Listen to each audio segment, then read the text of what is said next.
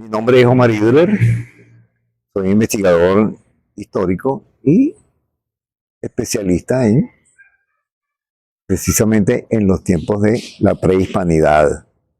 Hablamos de un largo periodo, un proceso que abarca más allá de la era cristiana. Bien, nos ocupa ahora el significado de las casimbas del río Mariara. ¿Por qué se llaman así? Y por qué la gente le dice pilones. La diferencia es bastante grande. Originalmente, la voz originaria es casimba y quiere decir lo que está presente en la piedra. Se descomponen en una raíz y un fonema principal. Eso quiere decir que Siba o Simba es piedra y Ka es una raíz que significa fuerza, significa presencia en.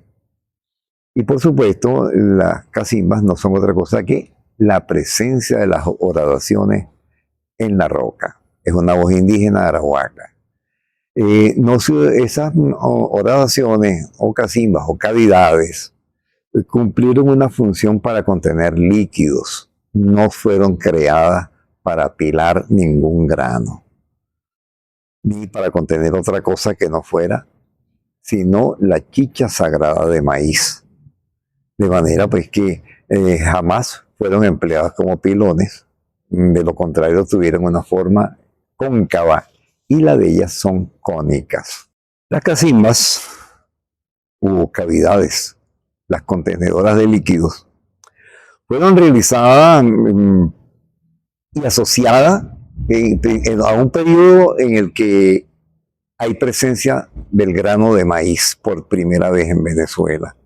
Eso ocurre hacia el siglo VIII aproximadamente, cuando una cultura arahuaca, en contacto con la domesticación del maíz del Sudamérica, trae los granos de maíz a Venezuela y se aprende a consumir el grano hasta el extremo de convertirlo en la primera planta, la planta más importante para el consumo humano. Y por supuesto la hacen una práctica mágica, la hacen una planta que muy versátil en esto de adaptarse a los rituales que están presentes en estos grupos. Entonces, dado que el maíz podía ser el factor determinante para elaborar a partir de él una bebida estimulante, se inventa entonces un ritual, lo inventan aquí, porque es aquí donde las encontramos y no las hemos encontrado en ninguna otra parte del país, solamente en Carabobo y probablemente en unas regiones vecinas como en Maracay y como en Yaracuy. Pero no, son exclusivas de la zona carabobeña. Bueno, lo cierto es que estas casimbas están asociadas a la llegada del maíz cuando algunas estrellas pues, se aparecen en el firmamento como las Pléyades, anuncian la llegada pues, del cambio climático o la estación lluviosa. Eso es entre abril y mayo.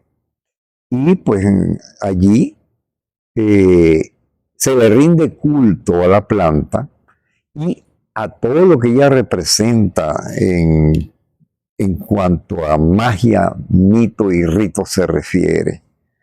Entonces esta planta, capaz de cubrir la alimentación, capaz de ser empleada en los rituales, se convierte en una temporada de consumo, se convierte en cuando llega la primera cosecha, cuando el maíz empieza a espigar, y el culto consiste en convertir el maíz en chicha y verterlo en estas casimbas. A las casimbas preferimos darle el término de horadación. Es una horadación mecánica que se practica por tallado y que varía porque no hay un instrumento de medición concebido en ese momento. Simplemente se perfora la roca con una cavidad que tiene alrededor de unos 20 centímetros de diámetro y a veces unos 30 centímetros de profundidad. Están construidas 17 de estas cacimbas sobre el lecho, la cara que da al cielo. Y se localizan unas 17 horadaciones, lo cual da una cantidad aproximada de contención de unos 170 litros, que albergaban entonces el fruto del maíz, la chicha sagrada, la chicha ritual. El uso que se le daba a las cacimbas no era otro que verter en ellas el líquido sagrado, el líquido que iba a permitir la comunicación con las deidades protectoras, que por lo general están asociados a muchos mitos de carácter de tradición cultural. Bueno, sencillamente el líquido está orientado a desatar, facilitar un viaje donde podía compartirse la magia y el rito. Ese líquido no era otro que la chicha mágica, la chicha del maíz. Y esta era elaborada a partir de una mascada ritual. La mascada ritual consistía en que las niñas núbiles, las niñas que aún no tenían la primera menstruación, las vírgenes, mascaran el maíz y lo escupieran en la canoa ritual, la canoa de chicha. Bien, lo cierto es que llega el momento en que solo los adultos, varón y hembra, rodeaban la piedra que contenía hasta 170 litros de chicha sagrada y empezaban a consumirla durante varios días. La chicha, cada vez que las cacimbas se vaciaban, se reponía la chicha, eran llenadas nuevamente. La idea era llegar pues, a una destemplanza total, a una embriaguez total, y allí comenzaba la segunda parte del rito. Ya en medio de la embriaguez total, no se trata de una embriaguez sencilla, volátil, no, es una borrachera profunda y total. La idea es llegar a la embriaguez donde se pierde el sentido para darle paso a la entrada de las deidades malignas. En ese momento todo se permite porque las deidades buenas y las deidades malas están en lucha y están ya fuera del cuerpo, en medio de la embriaguez. En ese momento se permite todo.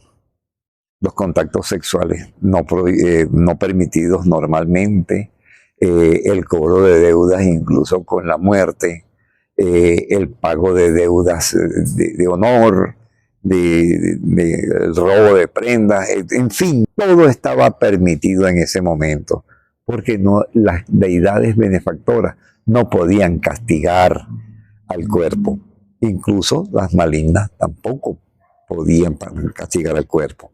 Lo cierto es que al cabo de cuando finalizaba la borrachera, bueno, toda la gente iba al vómito sagrado, al vómito ritual.